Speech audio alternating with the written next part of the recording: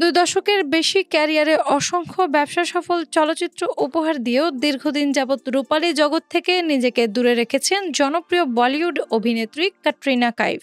বিগত 8 বছরে মাত্র কয়েকটি সিনেমা মুক্তি পাওয়ার পর গত বছরের প্রথম সন্তানের মা হয়ে বর্তমানে মাতৃত্বকালীন ছুটিতে রয়েছেন এই আন্তর্জাতিক খ্যাতিসম্পন্ন তারকা।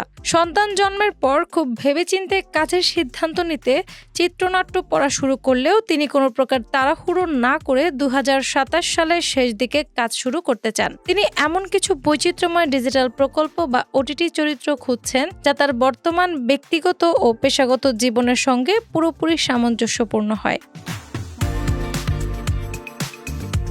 সম্প্রতি জোর গুঞ্জন ছড়ায় যে বিখ্যাত দক্ষিণ ভারতীয় পরিচালক সন্দীপ রেড্ডির ভাঙার নতুন অ্যাকশন সিনেমা স্পিরিটে প্রভাসের বিপরীতে অভিনয় করে ক্যাটরিনা ফিরছেন। এই খবরের মাধ্যমে 2 দশক পর তার তেলুগু চলচ্চিত্র ফেরার জল্পনা তৈরি হওয়ায় ভক্তদের মাঝে তৈরি হয় এক অভাবনীয় উদ্দীপনা ও ব্যাপক উৎসাহ। তবে চলচ্চিত্র সংশ্লিষ্ট নির্ভরযোগ্য একটি বিশেষ সূত্র ভারতীয় সংবাদ মাধ্যমগুলোর কাছে এই গুঞ্জনকে সম্পূর্ণ ভিত্তিহীন ও বিভ্রান্তিকর বলে পুরোপুরি নাকচ করে দিয়েছে।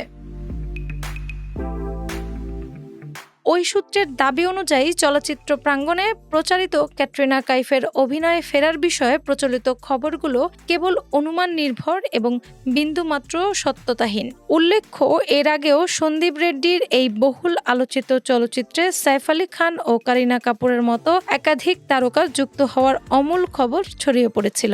চলচ্চিত্রে ফেরা সম্পর্কিত এমন নানা প্রকার জল্পনা কল্পনা চারিদিকে ভাসলেও ক্যাটরিনা কাইফ এবং তার স্বামী ভিকি কৌশল উভয়ই এই বিষয়ে সম্পূর্ণ নীরব রয়েছেন।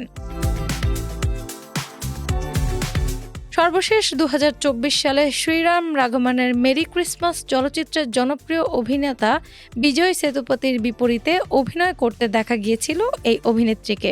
ওয়েলকাম, জিন্দেগি না মিলেগি দোবারা কিংবা এক থা টাইগারের মতো ব্লকবাস্টার সিনেমার এই সফল অভিনেত্রী বর্তমানে লাইমলাইটের পুরোপুরি বাইরে অবস্থান করছেন। এত কিছুর পরও প্রিয় অভিনেত্রীকে বড় পর্দায় কিংবা ওটিটি মাধ্যমে পুনরায় নতুন রূপে দেখার জন্য তার বিশ্বজুড়ে ছড়িয়ে থাকা অগণিত ভক্তরা অধীর আগ্রহে অপেক্ষা করছেন।